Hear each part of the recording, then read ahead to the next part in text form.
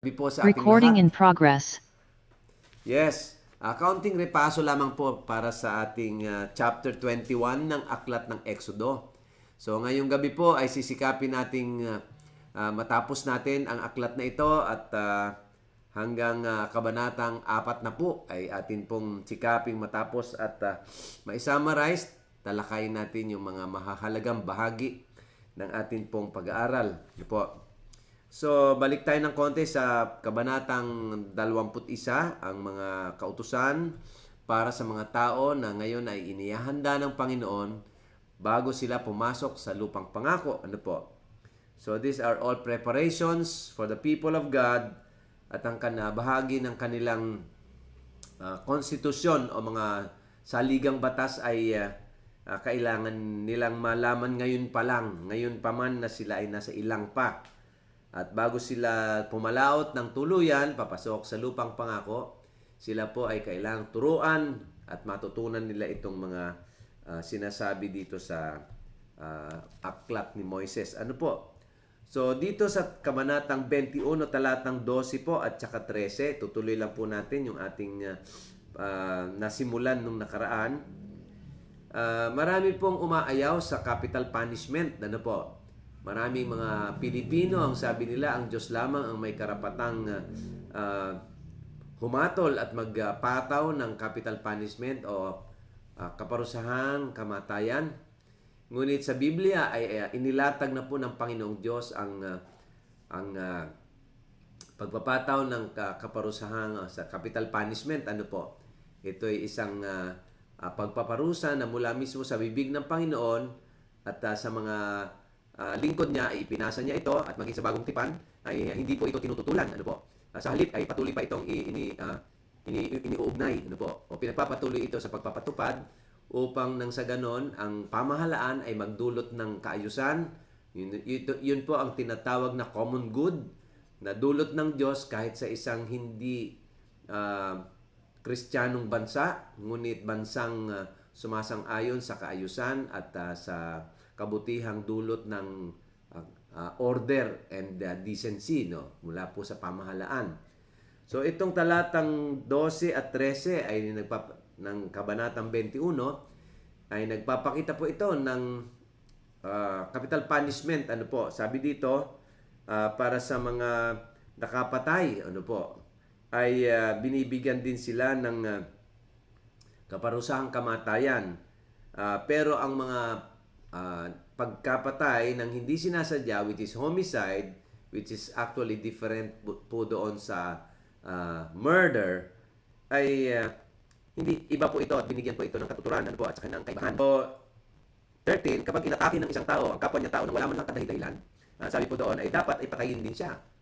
Yan po ay tahasang sinabi ng Panginoon kay Moises para ipatupad mismo sa bayang Israel. Ano po? Nais ng Panginoon na yung kanyang bayang pinili ay dapat maging makatarungan at hindi lamang human rights ang pinag-uusapan kundi human life. Ano po? Katarungan para sa human life.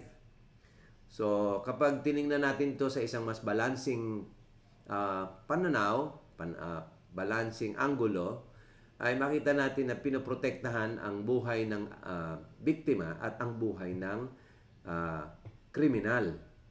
So, ito ay lumalabas na this is a tooth for a tooth. Later on, makikita po natin na an eye for an eye and a tooth for a tooth is still biblical. Ano po? Pero sa mga given situations lamang. Okay po, so talatang 15 at 17, no? 15 at 17, ang mga magulang na inaatake ng mga anak, no, yung pagka-curse sa magulang, yung minumura ang mga magulang noong mga panahon ni Moises, ito po ay punishable by death, no po. So walang masyadong nagre-rebelde ng mga panahon yon sapagkat alam nila yung mabagsik na kamay ng batas. Mabagsik ngunit makatarungan. Makatarungan pero may pag-ibig. So ginagawang balanse po ito, pag-ibig at katarungan, ano po. Talatang 18 at 19, ang pag-aaway na sumahantong sa mga kasiraan at mga damages ay kailangan merong kabayaran, kaakibat na kabayaran. At kapag nakadisgrasya ay kasama po dito ang hospitalization. Uso na pala ang hospitalization noon. Pagpapagamot hanggang sa siya'y gumaling. Ano po? Verses 18 at 19 ng chapter 21. And then, punta po tayo, tumalon po tayo sa talatang 26 at 27. Noong mga panahon po kasing yon ay pwede po silang magmay-ari ng slave o mga alipin. Nagkakaroon kasi ng mga alipin noong unang panahon kapag may mga taong may utang ngunit hindi makapagbayad. So, ibinabayad nila ang kanilang mga sarili upang maging kabayaran dun sa pagkakautang na kanilang hindi mabayaran. Ay ngayon ang mga tao, hindi sila willing na magbayad, tumatakbo po sila. Ano po? Pero yun po ay makatarungan. Ano po? Maglingkod ka. Kung ayaw mong magpaalipin, ay di magbayad ka sa magitan ng servitude o paglilingkod. Bayad utang. Ano po? Pero dito, ay ang mga alipin ay binibili. At sila mismo, binibenta nila ang kanilang sarili upang maging aliping kanin. Ano po? Yung iba ay katulong na kanin. Ano po? Kain lang. Basta hanggang makapagbayad sila ng utang nila, ay pwede na silang makalaya after 7 years. No po? Sa ikapitong taon, ay pwede na po silang palayain ng kanilang mga amo.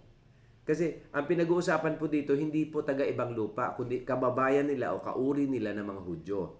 So maging ang batas ng mga Hudyo ay nagbibigay din ng mercy o sabihin natin pagmamahal o pagbibigay halaga sa buhay ng kapwa nila kalahi. Ano po? Yung kalahi nilang Hudyo. So kapag 26 at 27, kapag sinaktan ng kanyang amo o ng may-ari ng alipin, yung alipin na anupat siya po ay nabungi ang kanyang ngipin o kaya siya nasugatan ng malubha.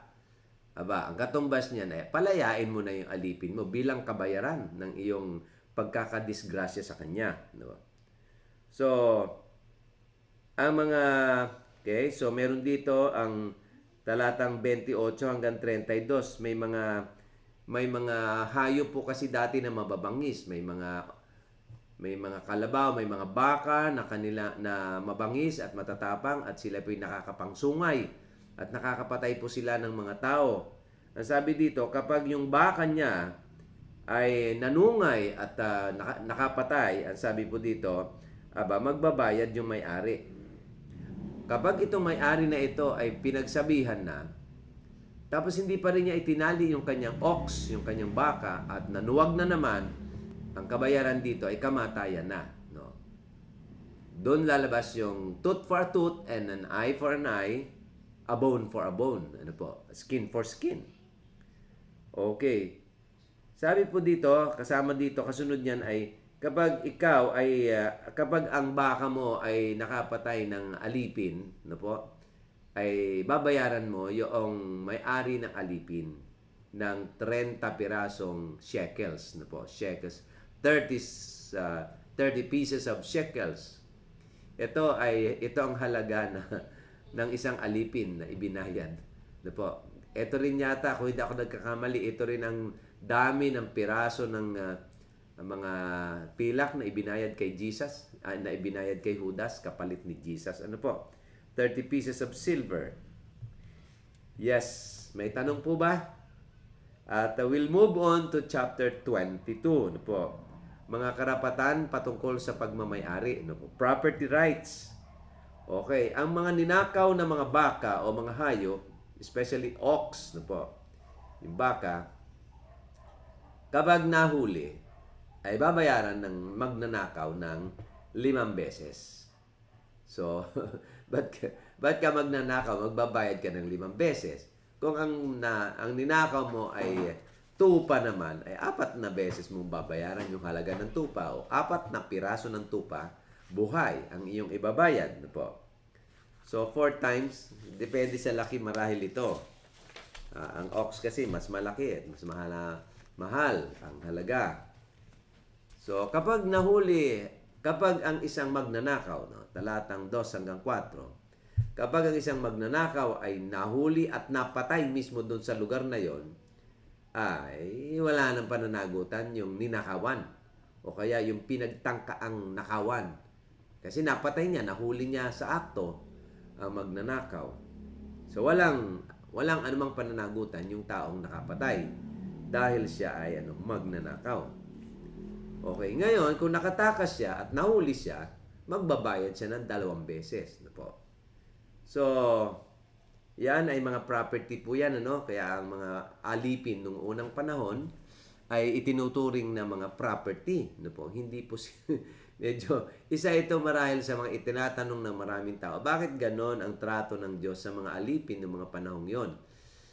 Hindi ho natin alam, pero panigurado ang mga naging alipin na yan, bunga yan ng kasalanan at mga injustices sa lipunan. At sila din mismo ay may kasalanan sa pagiging alipin nila. Sapagkat sila'y nangutang, hindi nagbayad. O kaya sila'y nakapatay at sila'y pinagbayad pero hindi sila makabayad. O sige, ikaw ay ibabayad mismo. Kaya may mga anak dati na yung mga magulang ay may utang, namatay na ang magulang, hindi pa rin makabayad ang mga magulang hanggang sa ultimong mga anak nila ay nagbabayad ng kautangan. So, ang mga magulang kawawa talaga, pati mga batang walang kamalay-malay. Po. So, and then chapter 22 na verses 7 to 9. So, ito naman yung mga properties o mga ari-arian na ipinagkatiwala sa isang tao. Parang katulad po ito ng sistema ng bangko. Ipinagkatiwala sa iyo ang isang mahalagang bagay o isang buhay o hayop. Pagkatapos ay sa panahon ng iyong pag-iingat, ikaw na trustee, pinagkatiwalaan, ay hindi mo naingatan, nawala, nasunog, nasa iyong pangangalaga, magbabayad ka. So that is katarungan. Po? Babayaran mo, ibabalik mo yon. Yan. 25-27 hanggang 27, ang sabi dito, kapag ang isang mahirap ay nangutang ng pera sa iyo, huwag mong papatubuan. Yan. Kasi kauri mo yan Kapwa mo yan Hudyo. Ngayon, kung ang isang mahirap ay nagsanla ng kanyang balabal, itong mga cloak, mga balabal na yan, ay malamig ang panahon. So, isasanla niya sa iyo ito. So, bibigyan mo siya ng pera. Pero pagdating sa gabi, kakailanganin niya ang balabal. Isasauli mo sa kanya ang balabal. See, may katarungan dito, pero meron ding mercy o awa, compassion. Katulad ng kaldero, pinagsasaingan niya, mahal ng kaldero, yun na lamang ang kanyang natitirang of value sa kanyang mga ari-arian. Kapag yun ay isinanla sa iyo, sige tanggapin mo. Pero pagdating ng gabi na magsasaing siya, ibabalik mo sa kanya. So ito ay isang pagpapakita ng malasakit habang ikaw ay nagiging makatarungan. Verses 18 hanggang 20. Ang mga mangkukulam at ang mga sumasamba sa Diyos-Diyosan, ganito katindi ang parusa ng Panginoong Diyos sa mga mangkukulam at saka sa mga sumasamba sa Diyos-Diyosan. Sila po ay pinapatay talaga. They are being killed. So, galit ang Diyos talaga sa mangkukulam at saka sa mga taong ito na sumasamba sa Diyos-Diyosan. Okay po. Yes? So, 23 na po tayo. Ito ay mga sundry laws, mga iba't ibang mga batas na hanggang ngayon ay sa aking tingin ay isa sa mga naging basihan ng maraming batas sa ating lipunan. Halimbawa ito. Pero hindi ko alam kung ang mga kababayan nating Katoliko ay ginagawa ito, pero para sa ating mga mananampalataya ay dapat atin itong pinapractice. So ang verses 10 hanggang 11 sabi po dito, kapag ikaw ay magtatanim, kasi noong mga panahong yun mga kapatid, ang kabuhayan po ng socio-economic life ng mga Hudyo, sila po ay mga pastoralists saka mga farmers. So malalawak ang mga lupain nila ng mga panahong yun. Kasi may hati-hati po sila 12 tribo at sila po ay karamihan magsasaka at sila ay nag-aalaga ng tupa. So pastoralist nga po. Ngayon, ikaw ay mag-aararo, magtatanim ka sa loob ng 6 na taon. Dahil ikaw ay nagtatanim sa loob ng 6 na taon, sa ika-7 taon, Ang tawag yun ay fallow, Fallow. Isang taon na pamamahinga. Hayaan mong magpahinga ang lupa. So ang lupa talaga ay nangangailangan din ng healing, mga kapatid. We need healing. Ang environment natin, ang mga pananim natin, ang mga lupang hinukay, ang mga lupang binago, tinambakan, kailangan din ng pahinga niyan sa loob ng isang taon bago siya muling tubuan ng mga pananim, mga damo. Po. So ito bilang mga magsasaka, magiging productive kayo sa loob ng 6 na taon. But the 7th year should be a year of rest, even for the land. Ito po, follow nga po. At maging ang animal mo na nagtatrabaho sa loob ng 6 na araw, sa kapitong araw, papagpahingahin mo rin siya. Hindi rin dapat na yung mga trabahador mo ay nagtatrabaho hanggang araw ng Sabat o Sabado. Kailangan magpahinga sila, hindi sila mga makina. So, kailangan magpahinga. Ang purpose po talaga ng Sabat is rest. Kaya pinapatupad talaga ng Diyos yun kasi this is going to be for their benefit. Meron din nung naging pag-aaral patungkol po sa practice ng Sabat na kung saan nagkaroon sila ng comparative study, comparative analysis sa buhay ng mga walang pahinga, gustong subsob ang ulo sa pagtatrabaho hanggang Linggo. Trabaho. The following day, Lunes, trabaho pa din. Katulad ng ginagawa nila sa buong 6 na araw hanggang ika-7 araw.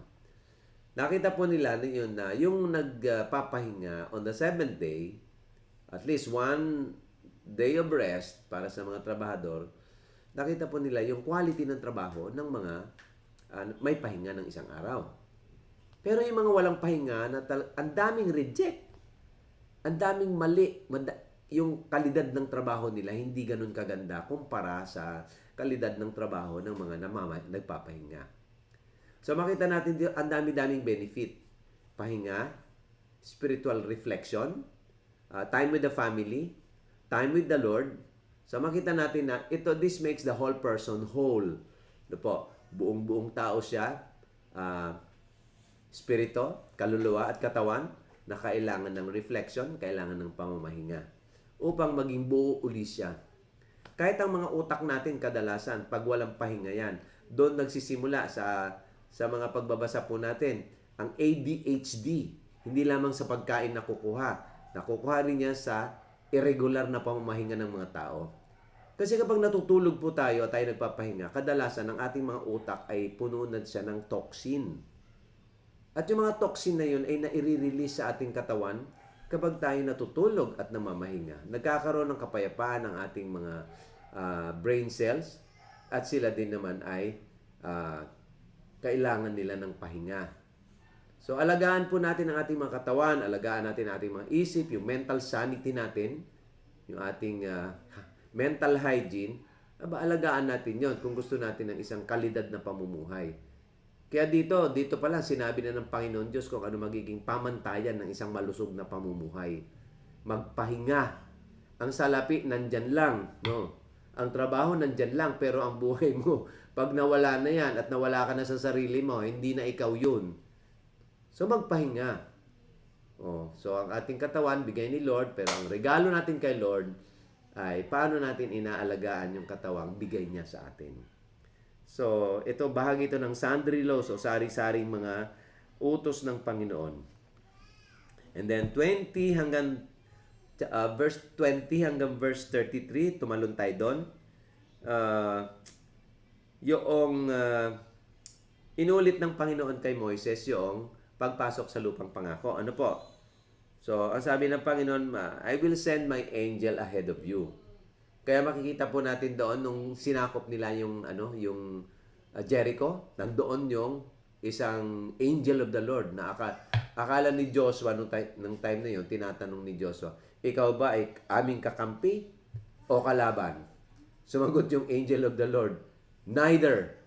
I am I am the servant of the Most High. So, ibig sabihin, nandun ang angel, nandun ang provision ng Panginoon na advance party para sa kanila, para i-assure yung kanilang tagumpay ng pagpasok sa lupang pangako. Ano po? So, nandun ang presence pa rin ng Panginoon. Ito po mga angel of the Lord, marami po mga instances dito, katulad nung kay Abraham, na may 3 angel na pumasok doon sa bahay niya, at 2 ang nagpunta sa Sodom and Gomorrah. Dito po makikita natin na the Trinity, at least meron tayong assumption na yun ang Trinity kasi 3. Sila yung dumaan kay Abraham at yung naiwang isa doon ay ang Panginoon mismo. At may mga nagsasabing Bible scholars sa kanilang studies in angelology at saka pneumatology na one of the 3 angels is Jesus Christ in His pre-incarnate state. Angel of the Lord is Jesus Christ in His pre-incarnate state. So, itong mga allusions o mga pagbibigay ng haka, hindi actually siya haka, isa siyang katotohanan na ang Panginoong Diyos nasa anyong anghel ng Panginoon, ang isa sa mga nagpapakita ng presence niya upang gabayan ang mga kanyang bayan papunta ng lupang pangako. Chapter 24. Yan. So, dito po ay the people affirm their covenant with the Lord. Ano po? Itong mga batas na ito at ang mga utos ng Panginoon, ngayon ay pinagtitibay na nila sa harapan ng Panginoon kasama sa ang lingkod na si Moises. Ano po? So, verses 1 to 8, si Moises po at ang mga elders ay nag-worship sa Panginoon, pero si Moises lang ang nakakalapit mismo doon sa presence ng Panginoon. Remember, nandun pa po sila sa sa ilang, nandun pa sila sa paanan ng bundok ng Sinai. So, hindi pa tapos, wala pa silang tabernacle talaga na masasabing maayos o sanctuary. Kasi magbibuild pa lang sila. So, dito makikita natin ang Panginoong Diyos na talaga nakikipag-usap, communicate sa kanyang bayan, constantly.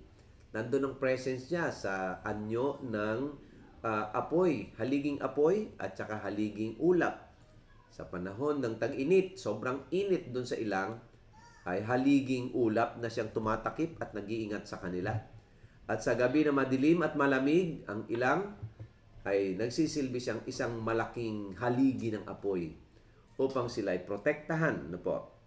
So dito makita natin yung mga remnant o yung mga tapat na lahi ng Israel ay lagi talagang tinutulungan ng Panginoon, ina-assure niya ang kanilang victory, ang kanilang well-being, in spite of this situation in the wilderness when life is not really possible. So this is life made possible in an impossible place, Sa disyerto po ito So, anong kinakain nila dito? Mana pa din. Mana. For 40 years, mana. O, di ba? Talagang a very unlikely scenario when the Lord provided for His people miraculously. Po? Okay po. So, verses 9 hanggang 11, sabi doon, binigyan ng instruction ng Diyos si Moses, po, na umakyat sa bundok para kunin ang 2 tipak ng bato na kasusulatan ng 10 utos. So, umakyat si Moises, and then nagtagal siya doon ng 40 days and 40 nights. So, ito, anong kinain ni Moises? Nag-fasting si Moses for 40 days and 40 nights. Para po sa mga nagpa-fasting, sinasabi po na ang pagpa-fasting ng 3 days, absolute fast, hanggang doon lang. Kasi baka hindi nakayanin ng katawan. Pag sinabi kasing absolute fast, sila po ay walang inom, walang kain, walang solid, wala rin liquid. Paano masusustain ng katawan? So, but you can only be sustained miraculously, supernaturally, in the presence of the Lord. At si Moses nag-fast siya for 40 days and 40 nights. Doon sa bundok. At ibinigay sa kanya ang isa sa pinakamahalagang ah, utos na siyang magiging pangunahing utos, part ng pinakapusod ng konstitusyon ng bayang Israel. That Decalogue or the Ten Commandments. Okay po, so yung dalawang tipak ng bato nandoon at ginawa ng Panginoon, sinabi kay Moses, umakyat ka, ibibigay ko sa iyo. So that's chapter 25. Chapter 20. So pagkatapos po noon, pagdating pala ng chapter 25, 24, okay. And then pagdating ng 25, nagsimula ng mag-offering sila para sa pagpapagawa ng sanctuary. So, yung kanilang version ng building project. May lote na sila, pero meron silang sanctuary, pero temporary lang, ano po, which is the sanctuary actually, no? So, ayun na, nag-ipon na sila ng mga materials at sinabi na ng Panginoon kay Moises yung prescription, no? Yung measurement, no? Dimensions ng kanilang sanctuary. At sinabi na din isa-isa doon yung mga materials. So tatalo na tayo doon sa 26, 27, 28 ay available ba yung video natin, Pastor? Para sa sanctuary o kaya ay sa tabernacle. Ayan. Yan po ang replica, sabi na. Yung style, sabihin natin yung at least this is the idea of how inner it chamber and the Holy of Holies, Yes. is that the Levites, the priest, and the high priest were the only ones who could come into the courtyard. The rest of the Israelites could not. They couldn't even come very close because of the holiness of God. So the Levites who helped, the priest and high priest were entered the courtyard, and then only the priest and the high priest could then go into the inner chamber, and then only the high priest once a year on Yom Kippur could go into the Holy of Holies. So it just shows the holiness of God and this truth that God wanted to embed, that He is a holy God, and to come to Him, sinful man has to be right before Him. It's amazing here about this courtyard area and the Yes po. So yan po ang more or less compartment ng sanctuary o ng tabernacle, which is the temporary temple ng mga Israelite. So meron tatlong bahagi, the outer yard, and then the inner court, and the innermost court, which is the Holy of Holies. Tapos sa labas ng konti niya na yung holy place, at sa labas, yung pinaka-outer court, ay nandun po ang mga tao na naghihintay para katagpuin ang Panginoong Diyos. Okay, so nandun ang curtain, nandun yung mga iba't ibang fabric na siyang panakip bilang kortina ng kanilang bahay-sambahan. Yes. Nandun ang mga socket and boards, yung belo, yung screen, which is the replica of the temple na mayroon po talagang makapal na kortina during the time of Herod. So, yun yung napahak, yun yung nahating makapal na kortina para po ipahiwatig na nagkaroon ng access ang mga tao sa presensya ng Diyos. Kumbaga, lumipas na unti-unti lumipas yung panahong ang mga tao ay restricted sa presence ng Diyos. This time, ang mga tao po ay maari nang makipag-ugnay kay Yahweh sa magitan ng sa kanyang anak na si Jesus, ang Kristo, na nagbigay sa atin ng pagkakataon magkaroon tayo ng ating pagpasok sa kabanal-banalang dako, which is which is the Holy of Holies. Only the high priest can get there at sila lang ang pwedeng pumasok doon or else mamamatay. Kahit nga ang high priest na papasok sa Holy of Holies na kung saan nandoon yung kaban ng tipan or the what's that? Kaban ng tipan na kung saan may dalawang angel na magkatagpo ang pakpak at sa gitna noon ay yung Shekinah glory which signifies the very presence of the Lord. In the middle of that Ark of the Covenant, the Lord is present and only the high priest can enter in para makipag-commune at maghain, no, once a year lang. Kaya sa panahon ng the Year of Atonement, minsan lang sa loob ng isang taon. At ang kanilang pagpasok doon napaka-restricted, no, napakahigpit sapagkat hindi sila pwedeng pumasok doon na mayroon man lang silang katiting na kasalanan. Kaya kung mapansin natin, kung mapipicture natin doon na may tali yung paa ng high priest sa minsanang pagpasok niya on the Day of Atonement, doon mismo sa Holy of Holies. Kasi pag may kasalanan siya, doon pa lang talagang makidlatan na siya, patay na siya. Sunog na siya, ang gagawin ng mga tao doon sa labas, hihilahin na lamang yung tali. So hihilahin mula sa hihilahin yung kanyang paa na may tali at doon siya sa labas. Doon siya sa labas dadalhin hanggang sa siya ay maging ilibing siya sapagkat pumasok siya na may kasalanan So that's it. So chapter 28, tingnan po natin yung garment ng 28, the garments of the high priest.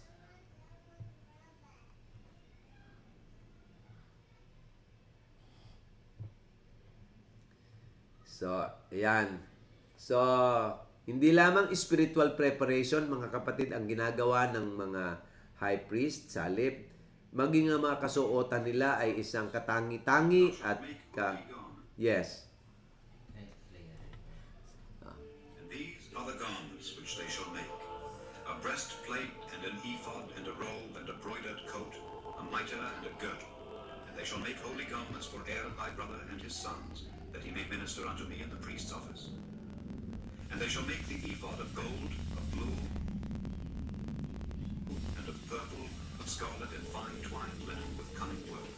It shall have the two shoulder pieces thereof joined at the two edges thereof, and so it shall be joined together. And the curious girdle of the ephod which is upon it shall be of the same, according to the work thereof, even of gold, of blue, and purple, and scarlet, and fine twined linen.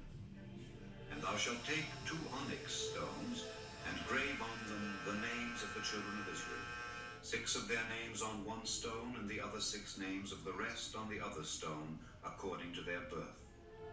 With the work of an engraver in stone, like the engravings of a signet, shalt thou engrave the 2 stones with the names of the children of Israel.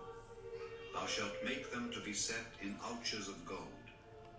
And thou shalt put the 2 stones upon the shoulders of the ephod for stones of memorial unto the children of Israel.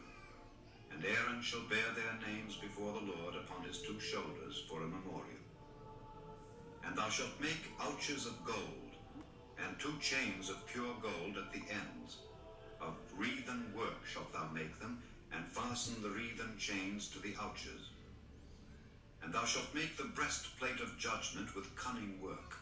After the work of the ephod thou shalt make it, of gold, of blue, and of purple, and of scarlet, and of fine twined linen shalt thou make it. 4 square it shall be, being doubled. A span shall be the length thereof, and a span shall be the breadth thereof. And thou shalt set in it settings of stones, even 4 rows of stones. The first row shall be a sardius, a topaz, and a carbuncle. This shall be the first row. And the second row shall be an emerald, a sapphire, and a diamond. And the third row a ligure, an agate, and an amethyst. And the fourth row a beryl, and an onyx, and a jasper. They shall be set in gold in their enclosings. And the stones shall be with the names of the children of Israel, 12 according to their names, like the engravings of a signet.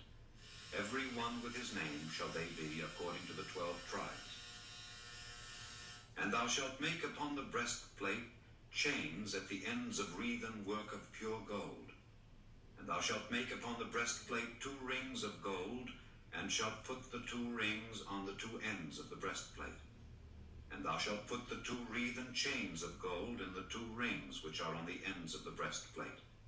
And the other 2 ends of the 2 wreathen chains thou shalt fasten in the 2 ouches, and put them on the shoulder pieces of the ephod before it. And thou shalt make 2 rings of gold, and thou shalt put them upon the 2 ends of the breastplate in the border thereof, which is in the side of the ephod inward. And 2 other rings of gold thou shalt make, and shalt put them on the 2 sides of the ephod underneath, toward the forepart thereof, over against the other coupling thereof, above the curious girdle of the ephod. And they shall bind the breastplate by the rings thereof unto the rings of the ephod with a lace of blue, that it may be above the curious girdle of the ephod, and that the breastplate be not loosed from the ephod. And Aaron shall bear the names of the children of Israel in the breastplate of judgment upon his heart, when he goeth in unto the holy place, for a memorial before the Lord continually. And thou shalt put in the breastplate of judgment the Urim and the Thummim, and they shall be upon Aaron's heart when he goeth in before the Lord. And Aaron shall bear the judgment of the children of Israel upon his heart before the Lord continually. And thou shalt make the robe of the ephod all of blue, and there shall be an hole in the top of it in the midst thereof. It shall have a binding of woven work round about the whole of it, as it were the hole of an habergeon, that it be not rent. And beneath upon the hem of it thou shalt make pomegranates of blue and of purple and of scarlet round about the hem thereof, and bells of gold between them round about, a golden bell and a pomegranate, a golden bell and a pomegranate upon the hem of the robe round about. And it shall be upon Aaron to minister, and his sound shall be heard when he goeth in unto the holy place before the Lord, and when he cometh out, that he die not. And thou shalt make a plate of pure gold, and grave upon it like the engravings of a signet, Holiness to the Lord. And thou shalt put it on a blue lace, that it may be upon the mitre, upon the forefront of the mitre it shall be. And it shall be upon Aaron's forehead, that Aaron may bear the iniquity of the holy things which the children of Israel shall hallow in all their holy gifts. And it shall be always upon his forehead, that they may be accepted before the Lord. And thou shalt embroider the coat of fine linen, and thou shalt make the mitre of fine linen, and thou shalt make the girdle of needlework. And for Aaron's sons thou shalt make coats, and thou shalt make for them girdles, and bonnets shalt thou make for them, for glory and for beauty. And thou shalt put them upon Aaron thy brother and his sons with him, and shalt anoint them, and consecrate them, and sanctify them, that they may minister unto me in the priest's office. And thou shalt make them linen breeches to cover their nakedness. From the loins even unto the thighs they shall reach. And they shall be upon Aaron and upon his sons, when they come in unto the tabernacle of the congregation, or when they come near unto the altar to minister in the holy place, that they bear not iniquity and die. It shall be a statute forever unto him and his seed after him.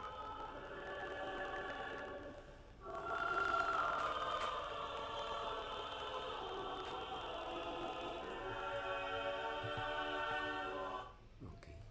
So yun po, makikita natin yung pagpapahalaga ng buong sambahayan ng Israel sa hindi lamang sa espiritual na panloob na kalagayan o espiritual na kalagayan nila, kundi maging sa panlabas po.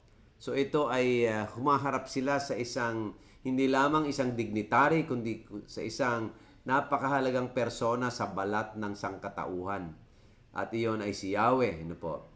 So inihahanda nila ang kanilang panlabas at kalooban sa pagharap sa napakahalagang personang ito, walang iba kundi ang ating Panginoong Diyos na si Yahweh.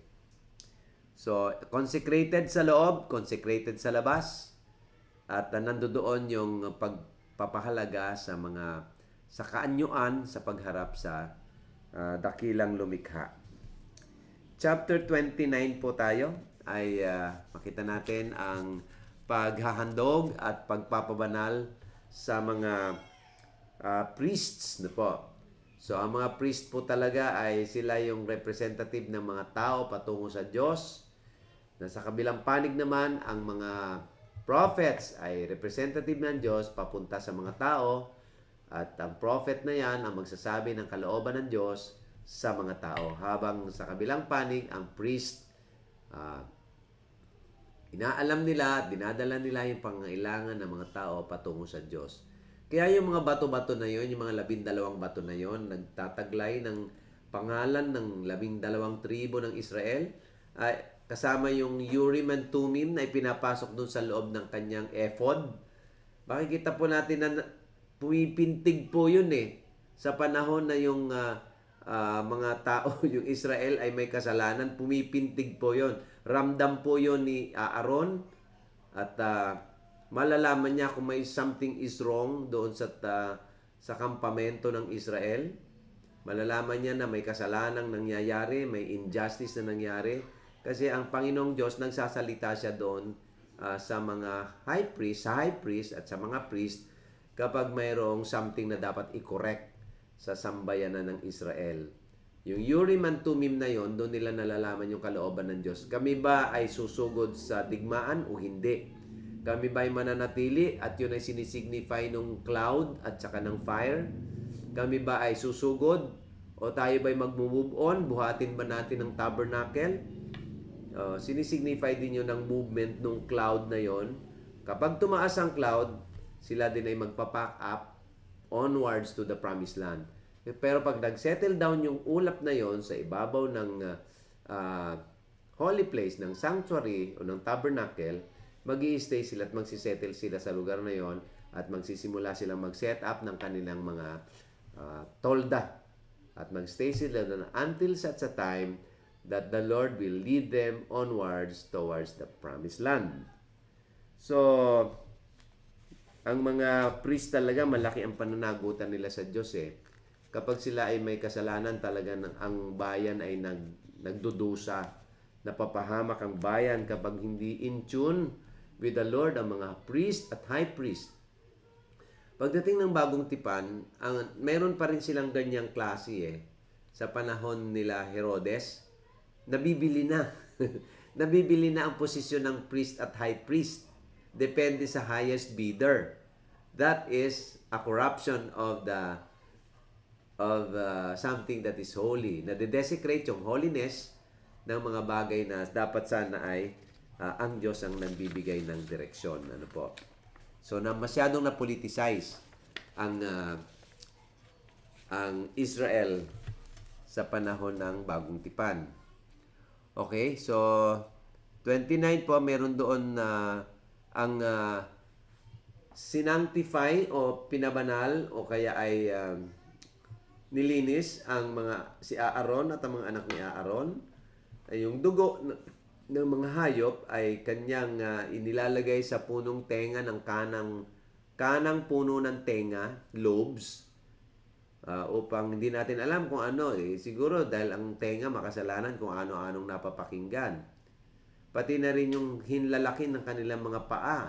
Mga paang yan, saan pupunta yan? So nilalagyan ninyo ng dugo. At sabi doon, Aaron and his sons shall lay their hands on the bull or on the sa kambing, sa ram, ano po.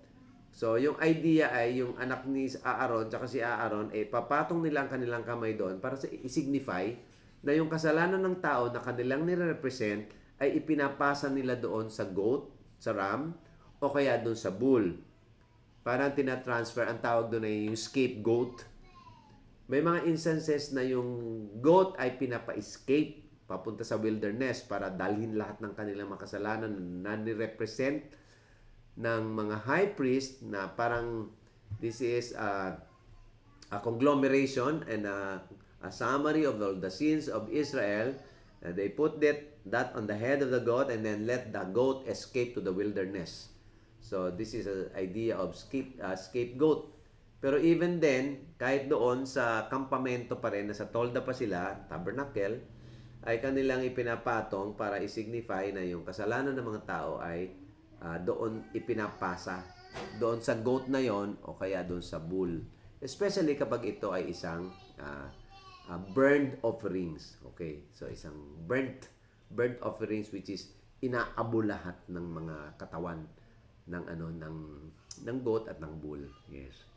So, hindi nila sinasama yung bituka, yun lamang mga pieces, hinahati-hati at sinusunog para isang masamyong amoy, mabangong samyo para sa Panginoong Diyos at may buhay na ibinuwis, buhay ng bull, which is actually foreshadowing o yung paunang pagpapahiwatig na mayroong papatayin na bilang pambuwis sa kasalanan ng sangkatauhan. So, nirepresent niya, prefigure niya ang pagdating ng Mesyas, ang kordero ng Diyos na nag-aalis ng kasalanan ng sanlibutan. Okay po, so punta tayo doon sa food for the priests. Yan. Mga pagkain ng ng mga pare, yung mga lingkod ng Panginoon. That's chapter 20, saan na tayo? 29. So, food for the priest. So, ang food for the priest ay yung dibdib, yung breast, at saka yung mga hita ng ram. Yung style ng kambing. So, yon ang pagkain nila. So, hindi sila supernatural. Sila ay mga natural being na kumakain din. Kasama yung mga contribution ng mga Israelita at yung kanilang ikapu, ay doon yon kakainin yun ng mga priest at ng high priest, doon kasi sila nabubuhay. So, yun ang food for the priest. At ang kanilang mga kinakain, kailangan yung sobra nila, wag nilang kainin the following day. Kanila nang sunugin ito o kaya ay ibaon sa lupa. Okay po. So, chapter 30 na po tayo. Okay. The altar of incense. Napakita na natin kanina yung itsura ng tabernacle. Nandoon yung altar. Nandoon yung Holy of Holies. Nandoon sa loob ng Holy of Holies ang kaban ng tipan. And then, andun yung cherubims. At sa labas ng Holy of Holies ay yung Holy Place, na kung saan nandoon din ang ilang mga holy articles kagaya ng altar of incense. Anong mga anointing oil, yung incense nandoon. Kita nyo ang paghahandog talaga sa Panginoon na pinaghahandaan talaga. Yung anointing, yung pagpapabanal, simbolo ng pag-anoint o pagpahid sa mga taong pinili o pang maglingkod. Siyempre, nagre-represent siya ng Holy Spirit na ina-anoint ang kanyang mga lingkod para i-authenticate na sila ay mga lingkod talaga ng Panginoon at ang kamay ng Panginoon ay nasa sa kanila. Ito po, nandun din yung insenso na na isang masamyong amoy, mabangong amoy, samyo sa harapan ng Panginoong Diyos. And then, chapter 31 po tayo. Yun yung mga craftsmen. Sabihin natin, yung mga skilled craftsmen, goldsmith at saka ironsmith. So, sila ay mga mahuhusay. Si Bezalel, na mula sa tribo ni Judah, at si Oholiab, ay sila yung mga pangunahing mga taong mahusay sa design. Dito makita natin mga kapatid kung paano ang Panginoong Diyos kapag ikaw ay tinatawag sa isang special na ministry, i-anoint kanya at ikaw ay bibigyan niya ng skill, no? This is the Spirit of God giving abilities and capabilities para sa mga taong tinawag niya for a particular ministry. So si Bezalel at saka si Oholiab ay mga taong napakahusay nila sa design, no po. Mahusay sa letter. Nakita nyo yung yung mga bronze at saka mga gold na yon, ginagamitan nila ng mga machines para lang magamit for the quality worship to Yahweh, who is the God of the universe. Yung lampstand, sila ang nag-design.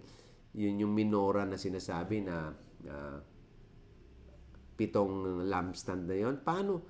Nagkakaproblema yung mga goldsmith. Paano? Kung ito ay 24 carats gold, paano tatayo yon? Diba? Talagang dahil sa bigat po niyan, 24K, talagang lalaglag yan Talagang mawawala siya ng balance dahil pure gold We just do not know. But the supernatural power of God gave them the skill and the wisdom how to go about maintaining the original form without being deformed in the process of time. Kasi nga po, napakabigat ng gold Kaya makita po natin yung mga gold nasaan yan, wala yan sa kalye.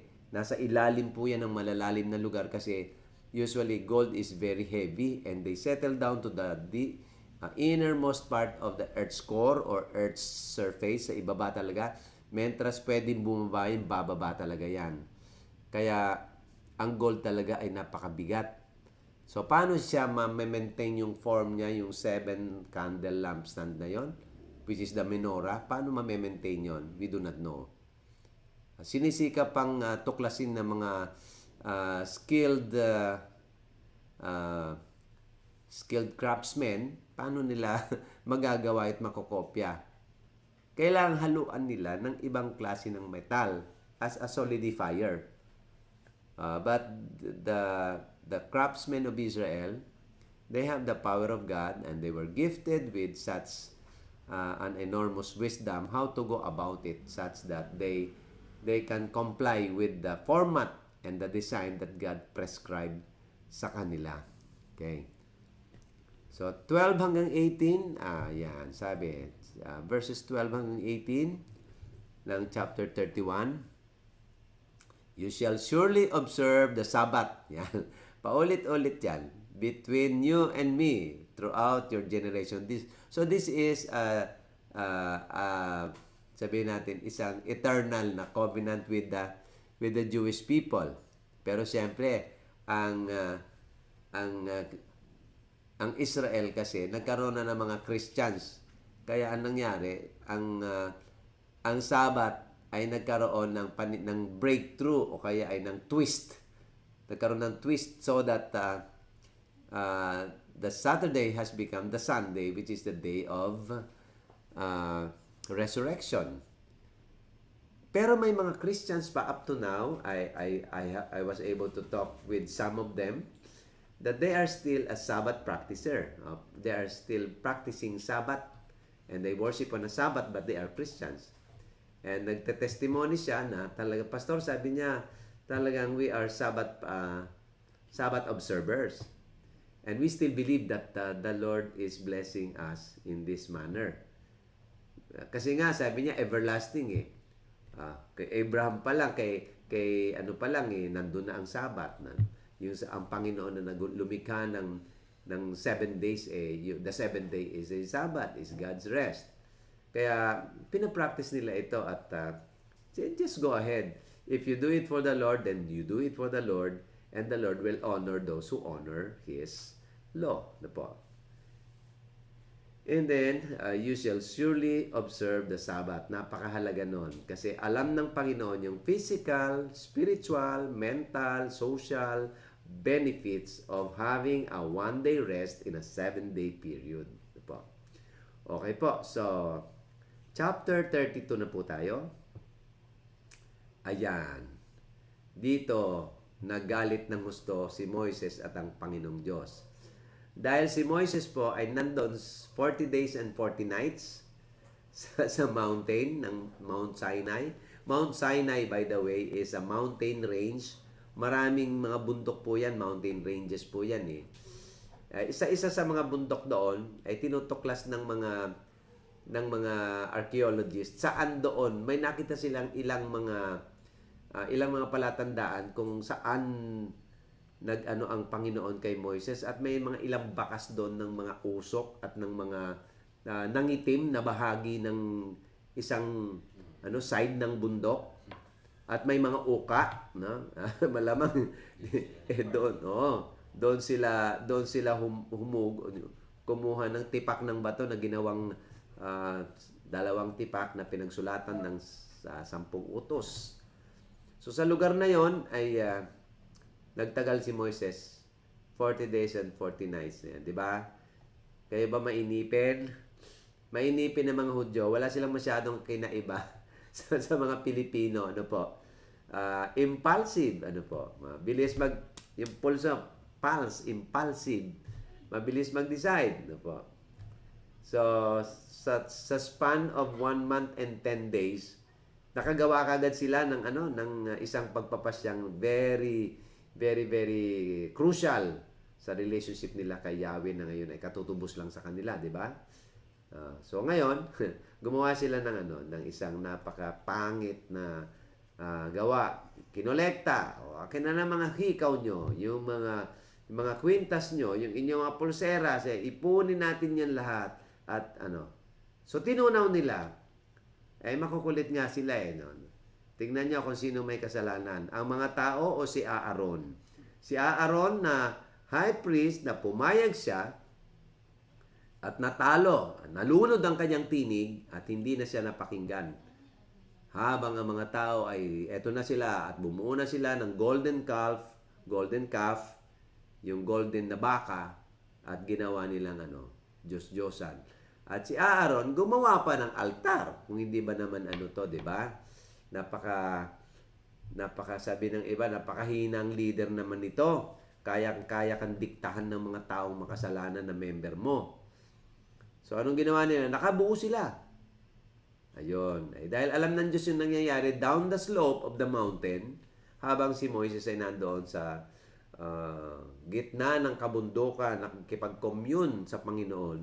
Sabi ng Panginoon, ay bumaba ka kaagad, puntahan mo yung bayan mo, nakagawa kaagad sila ng molten golden cow.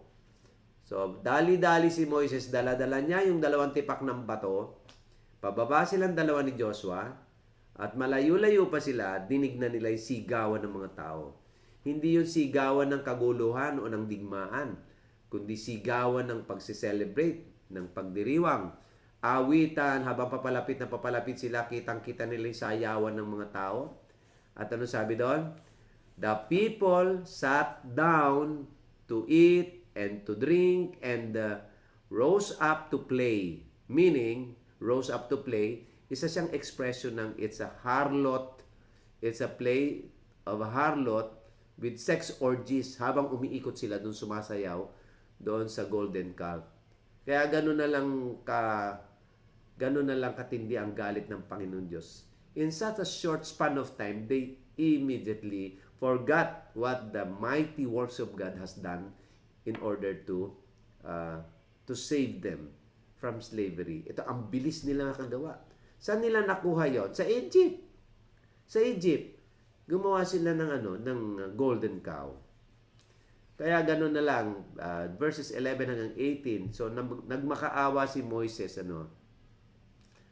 So, pag binasa natin yun, gano'n na lang ang pagmamakaawa ni Moises. Sabi niya, tanggalin mo na ako sa iyong book of life. Alisin mo na ako. Burahin mo na ang pangalan ko kung hindi mo kami mapatawad. Pero sabi ng Diyos, maawa ako sa kakaawaan ko.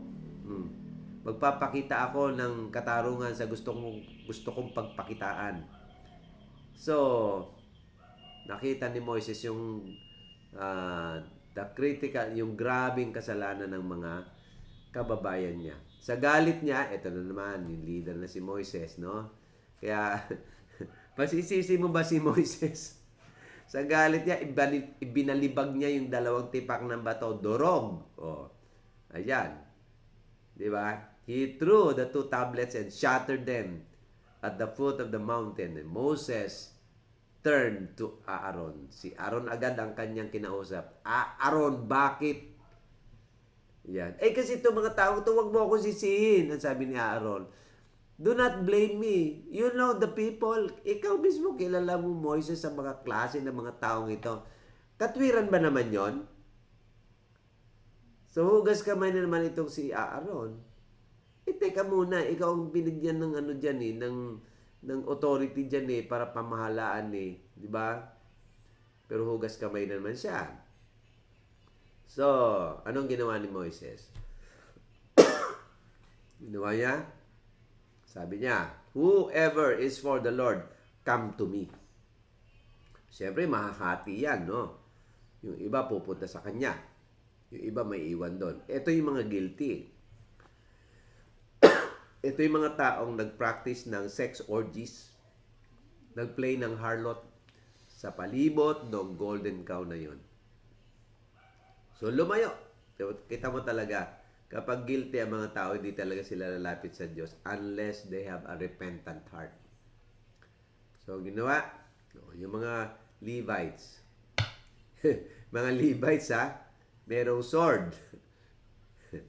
Ito yung sanay sa katayan ng baboy, ay ng baka. Sanay sa katayan ng mga animals para i-sacrifice kay Yahweh. Ay may mga sword sila. O itong Levites na ito, sige, kill every man his brother, every man his friend, and every man his neighbor. Yun yung mga nasa kabilang panig. At isinloter nila, pinatay nila yung kanilang kalahi. Nandun ba ang katarungan? Where is mercy? Where is justice? That is justice and mercy. Grabe, Madugo, isa ito sa mga madugong encounter ng mga Israelita bago pa man sila dumating sa lupang pangako. So, 3,000, imagine, 3,000 men fell that day. Ito yung mga guilty. Hindi sila kasama sa remnant. Pag sinabi po nating remnant, yung mga tapat, mga piling-piling tapat na makakapasok sa lupang pangako. Napakalungkot nun, di ba? So, iniwan nila si Yahweh, patay. Idolatry pa lang, patay. So, yung mga grabing kasalanan, idolatry, tsaka sorcery, ayan, rape, yan, kidnapping, pagmumura sa magulang, pagrebelde laban sa magulang, cursing God, lahat ng yan ay punishable by death. Ganon katindi ang kautusan. Ganon katindi ang law of the Lord during the time of Moses. Kaya nga sabi ng iba, Diyos ba ng pag-ibig ang Diyos ni Moises? Ito ba yung God the Father na nire-refer ni Jesus during the New Testament time?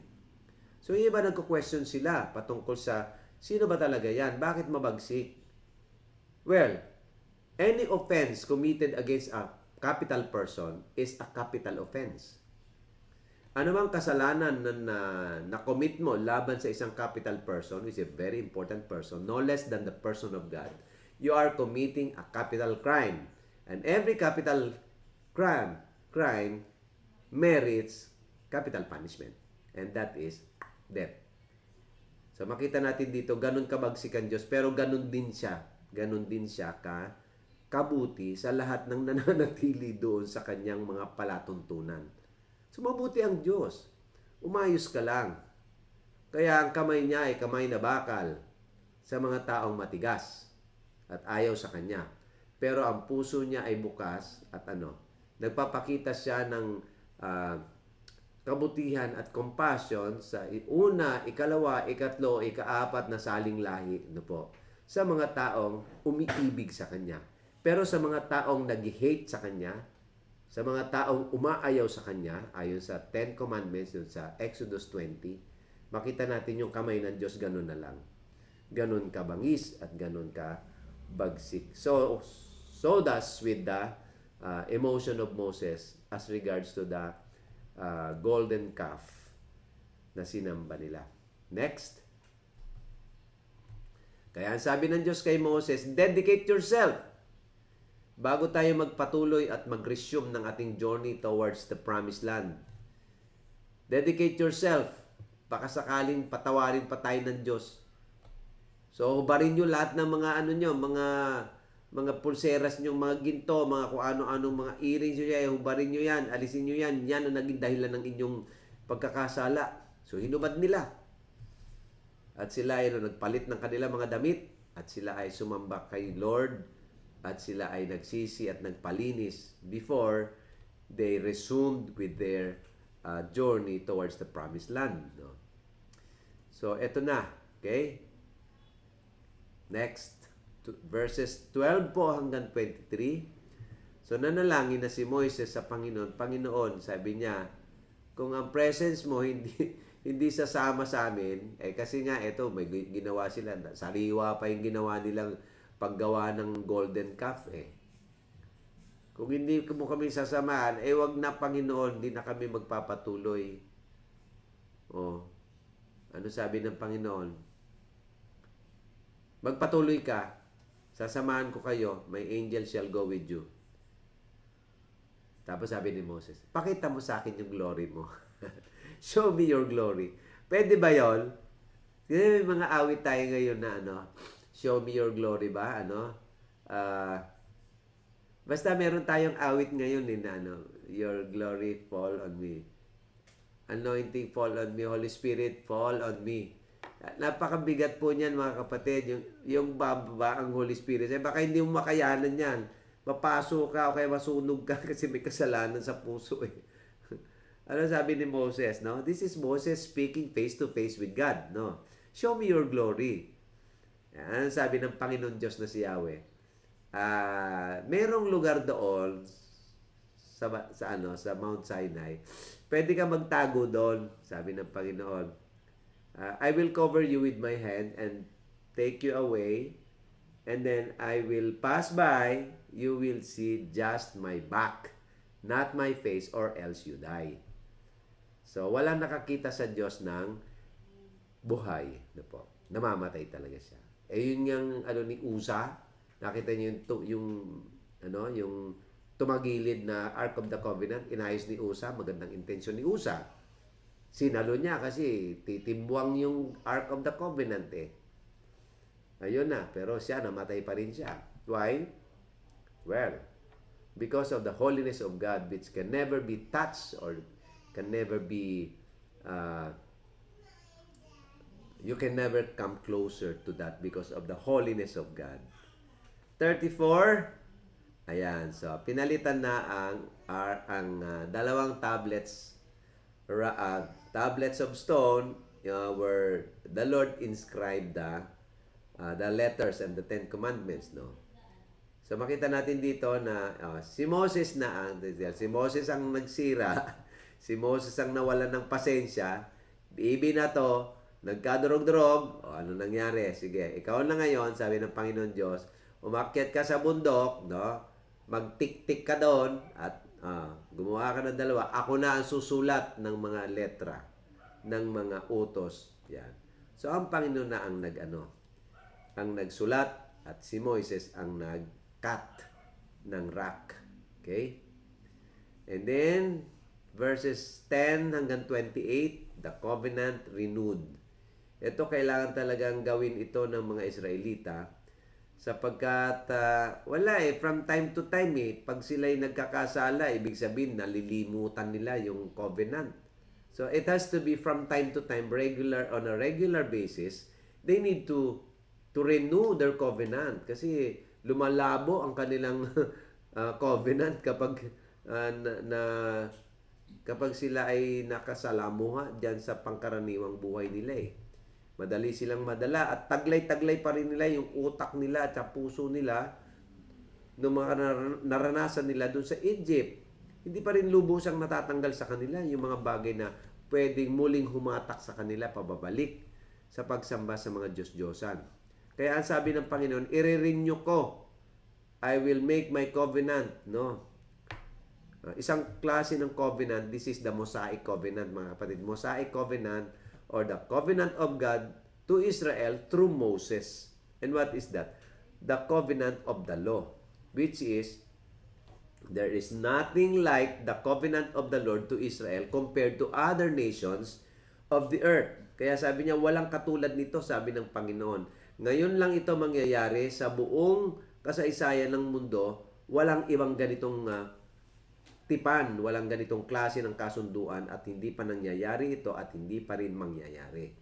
So only with the chosen people of Israel, sila lamang ang binigyan ng ganitong privilege. But then the most privileged people can also be the most unqualified. Masyado silang highly privileged pero hindi sila qualified kaya sila ay may matinding pananagutan. Mahirap din, di ba? Ang hirap nun mga kapatid Ang taas-taas ng pamantayan tapos gustong-gusto nila doon na sila ay chosen people, na sila ay inabot ni Lord, hindi sila umabot, feeling paborito sila, pero hindi nila alam yun yung mataas nilang kalagayan ay naglalagay sa kanila sa isang mataas na pananagutan na manganing-aning hindi nila maabot yung ganung klase ng pamantayan. So this is really a walk of faith and a fear of God. How do we go about fulfilling the covenant so that we do not turn to the left or turn to the right and we just walk straight in our relationship with Yahweh, the God of Abraham, Isaac, and Jacob. And then 29 hanggang 35, dahil 40 days and 40 nights, at pagbaba ni dahil siya ay nagbalik sa bundok at ibinigay ng Diyos sa kanya yung pangalawang batch ng bato, tipak ng bato. Hindi alam ni Moses na sa kanyang pakikipag-ugnay sa Panginoon, siya ay nagningning ang kanyang muka, yung kanyang balat ay nagliliwanag. Kaya pagbaba niya, hindi hindi makita ng mga tao yung kanyang muka, no? Kaya sinabi ng mga ni Aaron, maglagay siya ng talukbong sa kanyang muka upang ang mga tao ay makatingin sa kanya habang siya ay nagsasalita at nire-relate niya kung ano ang kanilang pinag-usapan ni Yahweh doon sa bundok. So maganda. So itong ganitong pangyayari sa buhay ni Moses, pagdating ng 2 Corinthians, mga kapatid, chapter 3, minention ito the Old Covenant, which is Moses with a covered face, with a veil on his face, ay siya ang Old Covenant. Pero ngayon, ang New Covenant, ito na. Lantaran na. At nakita natin na, sige, tingnan natin, no? Chapter 3, verses 18. Oo. 2 Corinthians 3, 18. Tingnan natin ang 17, 18. Kung tama ang aking memorya. Ayan, yan. Okay, sa 14, tingnan natin. Ayan. Oo. Basahin natin. 14. Ngunit naging matigas ang kanilang ulo, kaya't hanggang ngayon, nananatili ang talukbong na iyon, no? Habang binabasa na nila ang Lumang Tipan. This is an allusion to the Old Testament na hindi agad-agad nila maintindihan. Kasi nga, nandun yung talukbong ng Old Covenant, which is, hindi nila makita yung biyaya ni Yahweh kasi Old Testament ang kanilang pinangahawakan, which is Sinai, Old Testament, galit ng Diyos, justice of God. Kaya itong bagong covenant, which is the covenant of the Spirit of God through Jesus Christ, the Lamb of God who takes away the sins of the world, hindi nila makita masyado because Moses was so a big personality sa kanila. Hindi nila malimot-limot si Moses. Hanggang si Jesus, ang tingin nila kay Jesus, si Jesus ay isang impostor. Si Jesus ay isang usurer, usurper of power. Kaya ganun, kasi nandun pa rin yung kanilang talukbong, spiritual na talukbong sa kanilang mga isipan at puso. Yes. Pero, verse 18, ngunit kapag lumapit ang tao sa Panginoon, naaalis ang talukbong. No? Ang Panginoong binabanggit dito ay ang Espiritu at ang Espiritu ng Panginoon ang nagbibigay sa atin ng kalayaan. So this is the covenant of slavery and the covenant of freedom through the Spirit. The covenant of Sinai and the covenant of grace, which is actually the covenant of grace na pinangako kay Abraham na natupad kay Jesus. Pero itong kay Moses na ito, hirap na hirap silang matanggal sa mga utak nila at sa kanilang buhay kasi nakapako siya dun sa kasaysayan ng Israel. Pero nakalimutan nila na prior to Moses, 500 years before Moses, nandun na si Abraham. At nakikarry over lang talaga yung Abrahamic covenant sa panahon ng Panginoong Kristo, na i-rekindle, na re-revive, na nare-remember ulit, nare-renew ulit ito at napapasariwa sa isipan ng mga tao para makita nila na yung old covenant na yun, nagkaroon na ng in-breaking ng bagong covenant, which is the covenant of grace of God through Jesus. No? So, ito yung Judaism. And then yung offshoot nyo, nagkaroon ng bagong offshoot, which is Christianity. Dito nagmula yung inbreaking of the Spirit in the person and ministry of Jesus Christ. So medyo siya. Okay? So 35, ulit na naman, in-emphasize ang Sabbath. Okay? Nag-assemble sila at pinakita ng Panginoon na 7th day is holy. You better rest because this is the command of the Lord. This is for your benefit. Okay? 6 days, masipag kayo. On the 7th day, you should rest. Okay? Next. So, verse 10 hanggang 19, ang mga tabernacle workmen, Inulit lang ang mga instruction, ganito, may mga kortina, ganito yung mga poles, yung mga kakabit, yung mga ginto, dyan ilalagay ang labor, nasaan ang table, ang showbread, nasaan ang Ark of the Covenant. And then, chapter 36, the tabernacle is underwritten, meaning, it was guaranteed, it was agreed, it was assured na tiyak na matutupad at matatapos sapagkat well-funded ng Panginoon. And the God of Abraham is behind all the pagsisikap ng mga tao para ito ay mapustro at maging isang reality. Imagine na, this is just a temporary tabernacle. But this temporary tabernacle really does not matter. Kahit pa yan ay Temple of Solomon, tabernacle niyan, etc. Ang mahalaga dito is the presence of God that resides within the tabernacle or within the Temple of Solomon. Di ba? So, dito makita natin talaga na hindi mahalaga ang mga structure, although mahalaga din talaga from the other side, pero ang mahalaga is the presence of God that graces, no? Binibigyan niya ng the presence of God puts grace in and beauty and purpose and meaning into what we are doing, mga pagsisikap natin. Pero pag wala ang Panginoon, ano pa yun, saysay, anong katuturan ng mga pinaghihirapan natin, ng mga kapatid? So nagsimula ang pagtatayo ng ang construction ay nagpasimula at chapter 36 verses 8 hanggang 38. Nag-proceed siya and then nagpatuloy chapter 37 at natapos siya chapter 38. So grabe talaga yung cost ng tabernacle na yon. Resources ng mga tao, grabe, pinigil na sila. Sobrang na-stir ng Spirit of God yung construction ng kanilang tabernacle. Sobra-sobra nang dinadala nila. Imagine that. Kailangan pigilin sila sa pagbibigay kasi tama na, we have more than enough talaga. So, pinigil na sila. Sana ganyan mga kapatid. Magbigay kayo ng tithes. Tithes na naman. Mga tao talaga ayaw lang nila magbigay ng tithes kasi marami silang mga kichi-kichi, mga dahilan yan. Pero ang totoo niyan, talagang madadamot ang mga puso nila.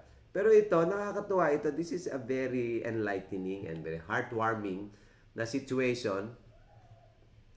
Tabernacle lang ito na pinapagawa ng Diyos kay Moses. This is nothing but a temporary worship place, worship sanctuary para sa Israel. And yet, ganun ang kanilang pagsisikap, no? Ganun yung kanilang pagbigay ng quality time, quality effort, quality contribution para matapos yung kanilang center of worship, yung sanctuary, no? Napakaganda ng kanilang pagpapahalaga. And then, siyempre, yung garments ng mga priest, tuloy sa 39, which is inulit lang talaga.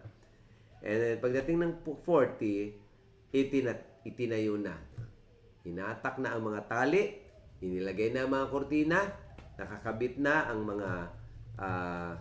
mga kabitan ng mga kortina, at nandun na sa loob ang mga articles of gold and silver sa loob ng sanctuary, which is the tabernacle of Moses for the worship of Yahweh. Sa wakas, yan, meron na silang lugar na kung saan masasambahan. So the glory of the Lord, just like the glory of the Lord when the Temple of Solomon was completed and the glory of the Lord appeared. So the Lord is glorified because they have a physical venue, a physical place where they can worship the God of Israel. Okay? So that closes the book of Exodus. So from Egypt to the wilderness to the building of the temporary temple, which is the tabernacle, ready for entrance to the promised land. So napakaganda. It's a very, very important accomplishment sa buhay po ng mga Israelita. So this is the picture of our forefathers, mga ninuno natin sa pananampalataya, ang mga Israelita. Sa pananampalataya, hindi man tayo Hudyo, pero ang pananampalataya nila ay niyayakap natin ang pagsamba at pananampalataya kay Yahweh, ang Diyos ng lumang tipan na nagkaroon ng inbreaking sa isang bagong panahon, bagong generation, para yung mga luma at mga bagay na hindi na consistent with the grace of God ay unti-unti nang iniiwan at nalalaos. Ipinapaliwanag po yan ng Book of Hebrews, how the old things are beginning to fade away in order to give way for the inbreaking of a new generation with a new covenant, which is the covenant of grace, in the person and ministry of Jesus Christ. So we are now in the book of Hebrews, transition to the new covenant. So with that, thank you very much mga kapatid. And sige, pagkatapos nito, pahinga muna tayo ng tingnan natin 1 week. And then we'll start with Genesis, Exodus, Leviticus. So we will start with Leviticus the next time we meet. Ano po? So after today, pahinga muna tayo ng 1 week and then we'll start with Leviticus. The book of Leviticus which Moses wrote all about the Levites. Yes. So with that, the Lord bless us and good night mga kapatid. Sige. So sige, tayo ay magpe-pray muna at pakibukas lamang po ang inyong mga camera. Yes. Pastor. Sige po, buksan na natin ating mga camera.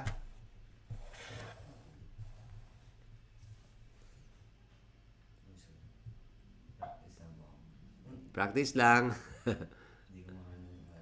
Sister Joy, yes, sister. Si Sister Tintin ba nandyan na? Sister Offie, nandyan ka? Yung iba natin mga kapatid. Pastor Noel, kumusta ang pakiramdam mo, Jen? Okay na po, medyo inuubo. Okay, sige. Pagaling ka. Yung iba nating kapatid ay pakibuksan na po ang inyong mga camera at tayo po ay yes. Yan, okay. 1, 2, 3, smile. Ayun. Isa pa po. Sige po, isa pa. Save ko lang po ito. Mawala. 1, 2, 3, smile po. Yun. Okay na po. Okay. Pray na po tayo. Sige, pray tayo mga kapatid. Hilingin natin si Pastor JP, please do the Let's pray po. Lord, thank you po sa isa na naman pong aklat sa Pentateuch ang na-accomplish po namin sa pamamagitan po ng buhay ni Bishop Ding. Thank you po sa presence at availability ng bawat isa na naka-complete at nakasama po namin every Tuesday. Salamat din po Panginoon sa patuloy mo pong ibibigay po sa amin na pagsisikap sa pag-aaral naman ng Book of Leviticus. Samahan niyo po kami, Panginoon, sa aming pong pansamantalang paghiwa-hiwalay at sa aming pong rest this evening. Lord, panalangin din po namin na maging preparation ito sa mga gusto mong iparana sa iyong church na growth sa pamamagitan, Panginoon, ng knowledge, biblical truths, O Lord God, na natututunan po namin every Tuesday. At marami rin po kaming maturuan na iba, Panginoon. Thank you, Lord. Pinupuri ka namin. Ito pa yung panalangin sa pangalan ng Panginoon Kristo. Amen. Amen. Amen. Good night po mga kapatid and God bless us all. See you a week after. So wala tayo sa Tuesday. Sa next Tuesday tayo. Okay. Good night.